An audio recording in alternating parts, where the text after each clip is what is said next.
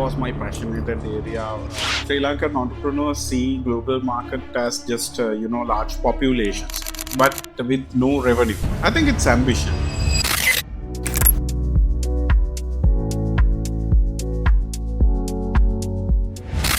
I think my entire entrepreneurial journey is connected with traveling because it started with actually my first tour to India, where I actually was recognized with my first award for the university product I did. So ever since actually when I travel, it always actually open up my eyes. What is around there, what we don't have in Sri Lanka, and what can be done. So many of the problems, we are still facing in Sri Lanka has been technologically solved in many other countries. So that was really an eye opener for me whenever I travel.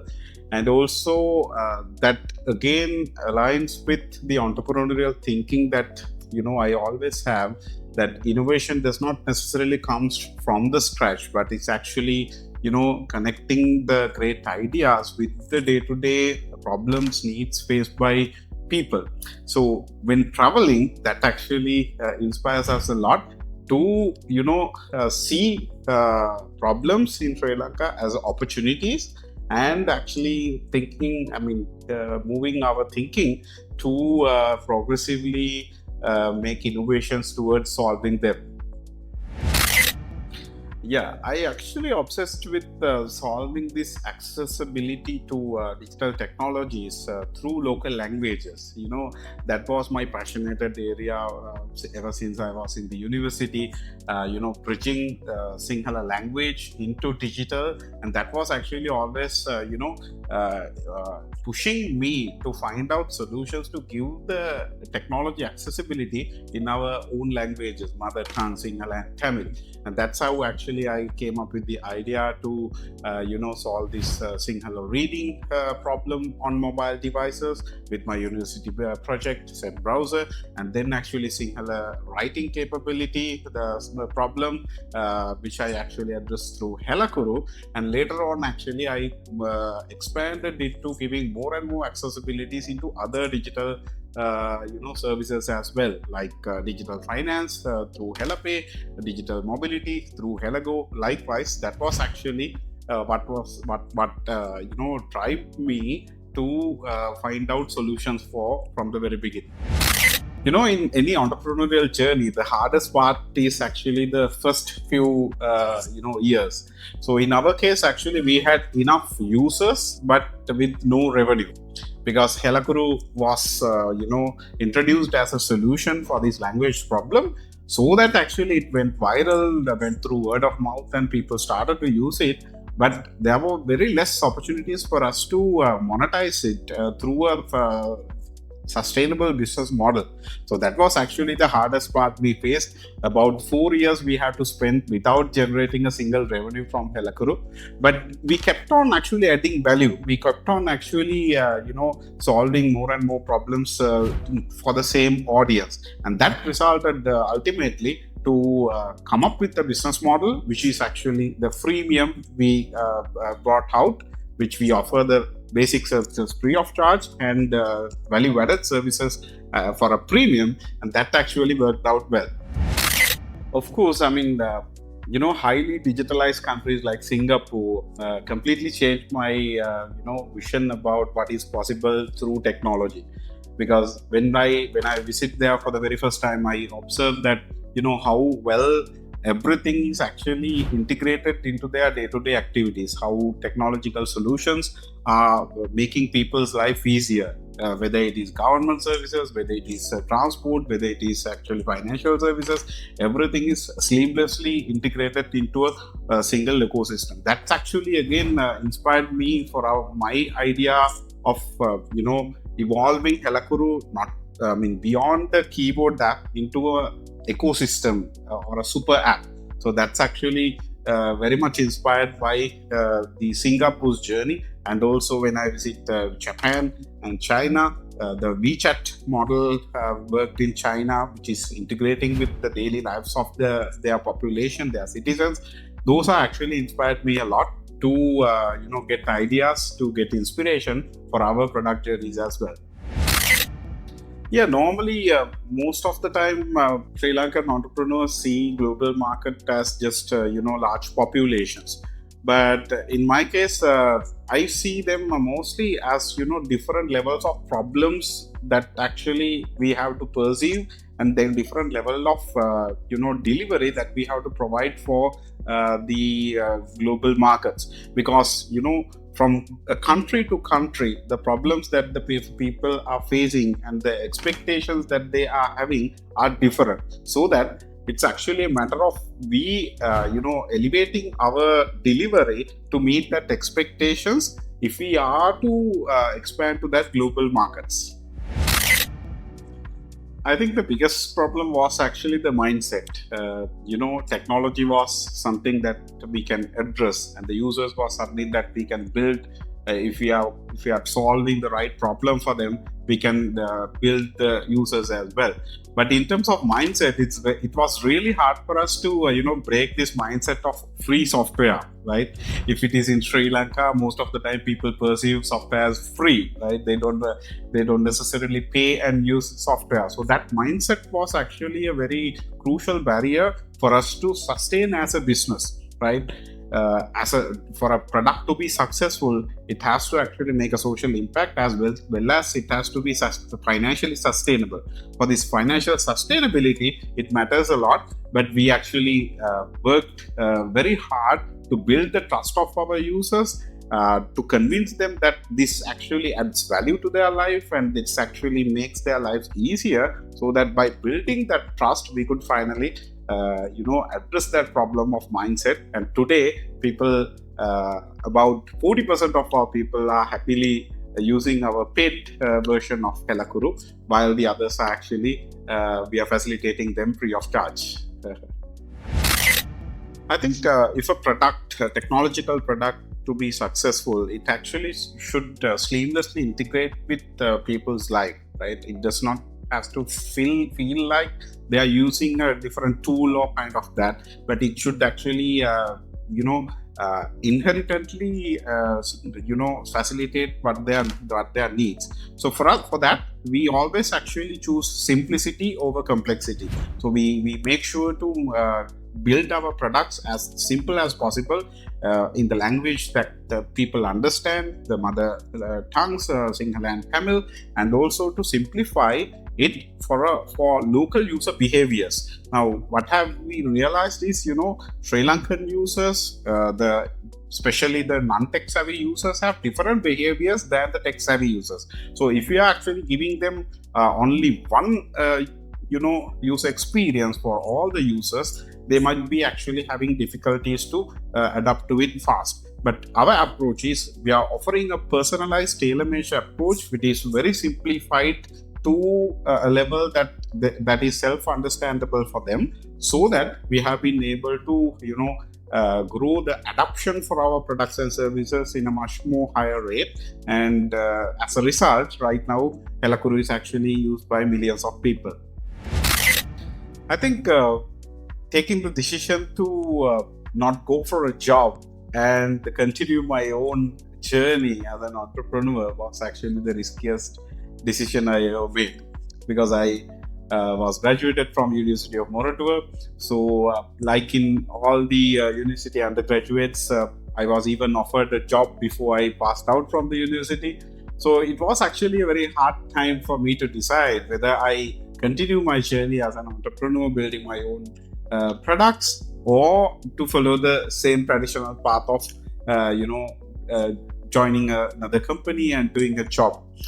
But today I actually very happy about that decision I took, because if I was not taking that decision, I could serve only a very limited set of people, limited set of companies through my capabilities. But by being an entrepreneur, today I'm actually have been able to serve millions of people with our products and services, creating many jobs for our team and many of the freelancers who actually work for us, and make a significant positive impact in the society. Of course, entrepreneurship is all about starting from somewhere and then actually adapting to the situations and making your own journey in that adjusted way, right? So I'll take a recent example from our recent initiative, Helago. So Helago was actually we entered into the mobility market to introduce a new kind of ride-hailing model to Sri Lanka. Instead of this, price controlled algorithmic way of defining who rides with whom, we actually introduced a new way of ride hailing to the market in a very much open and fair model where the driver and the passengers actually match to between them in an agreement, in a negotiation based way. So that was actually our initial way forward. But when we entered into the market and we realized that sometimes actually that model gets compromised when the time or the urgency matters a lot, right? Sometimes there's no time for people, both drivers and passengers, to match each other, taking the time, and they just need actually a ride as fast as possible. So in that way, actually, we had to, a little bit deviate from that initial model that we wanted to bring and, follow a hybrid approach where if the time is urgent, you can actually follow that same model, the algorithmic way of matching. But if time is not urgent, you can actually try out the new model that we brought out. So likewise, it's all about adapting to the situations and continuing your journey. So we have done it from the very beginning to our recent past. I think it's ambition because, if the entrepreneur or the founder is ambitious enough, all the other constraints like, capital, talent, technology, everything can be addressed. We can find out workarounds for everything else if the ambitiousness is there, right? So what I feel when I see actually the young entrepreneurs, young founders, most of the time actually they're missing what they're actually doing, right? I mean, if you're ambitious enough to become a serious founder, your first question should be, what is the problem that I'm solving, right? What is the problem that I'm solving for people, for society, for markets, and how well that I can do that.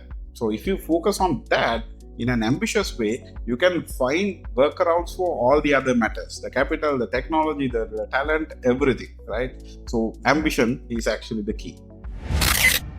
I think building an entrepreneurial mindset, because there are many definitions for entrepreneurship, but I always feel it as a mindset. If you don't have that entrepreneurial mindset, where you actually see things, see problems, see the gaps in the markets and everything, and where you actually feel that, okay, this should not be the way, I should do something for this, and that is actually the entrepreneurial mindset an entrepreneur should have, right? You have to actually challenge the status quo, but not getting fulfilled by the existing status quo. And that kind of a mindset we can't develop just by the professional life. It has to come from your education. It has to come from the school age. It has to come from universities. If that mindset can be nurtured into the students and the young entrepreneurs, then actually they will think like that. They will have that attitude of doing something to solve problems in the society, solve problems in the markets, and that will pave the way to better entrepreneurship in Sri Lanka. I think all three are, important because, not just one, but curiosity is a must. An entrepreneur should always be an experimenter who actually experiments stuff, who actually, think a little bit out of the box, who actually do some things that are never done by anyone else. So that curiosity factor is a must. If you have the curiosity, you can actually build all the other things around that. Yeah, actually, when we team up with people, most of the time we look for their attitudes, because the knowledge, the skills, everything can be developed. In terms of attitude, it is very important when we are working in a unique culture. Now, if you see around, we have a very unique corporate culture, working culture in the organization, that we give our first priority to freedom. So everyone here is actually work with a significant amount of freedom to work in their own way. There's no actually one who order things to you, and it's actually an empowered environment that we are working in. So to work in such an empowered environment, one should have this attitude of integrity, right? Being honest, being ethical, being genuine in any time, even when no one is looking, right? And also empathetic, right? Not just actually doing things from your angle, but seeing things from other sides and actually adapt to the others' needs as well. So those are actually built mostly through a good attitude, and that attitude is the first thing that we actually looking. I think AI will have a great sense in the future, because everything is now changing in the world of an AI. But I think the winners who will, in the technology field, will be the companies who actually use the AI technologies to address the day-to-day local problems, right? So as how well you actually integrate or embed these local problems to be addressed through AI technologies will be the ones who will achieve success. And that's actually what we are also working right now. Even we have addressed some problems before the AI era. Right now, actually, we are seeing how well we can actually solve the same things with the AI technologies and the future technologies. So whoever will be able to seamlessly integrate these technologies into our day-to-day lives to solve problems and address the day-to-day needs will be able to succeed in future. Now, entrepreneurship needs two things, right? Internally, you should identify what is your passion, what is your expertise, what is your knowledge, what you are really good at. And then from the outside, you have to actually see things as opportunities, see the problems, see the gaps in the markets, everything as opportunities. So whenever actually you see such problems, such gaps in the markets as opportunities that you can cater through that your internal values, and that's where the magic happens, bridging those opportunities with your internal values. That's where entrepreneurship owns. So always I understand who you are, what are your values, and see the world in a different way and see what are the opportunities out there. If you can find out the valid problem to solving that problems will make you an entrepreneur. Of course, traveling has significantly changed how I see the world. Again, as a result, how I see success as well. So right now, actually, with all these journeys throughout my 15 years of the entrepreneurial journey and traveling journey around the world, right now I see success in a very different level. Personally, it's always, having freedom and time to spend with my loved ones, my 2 sons and daughter, with wife, and professionally making an impact in people's life through our products and services, making their lives easier, making a significant change in their life.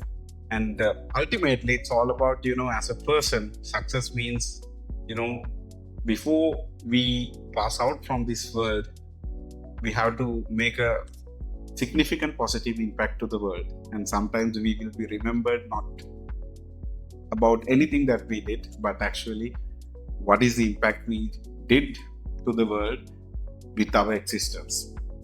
That's it.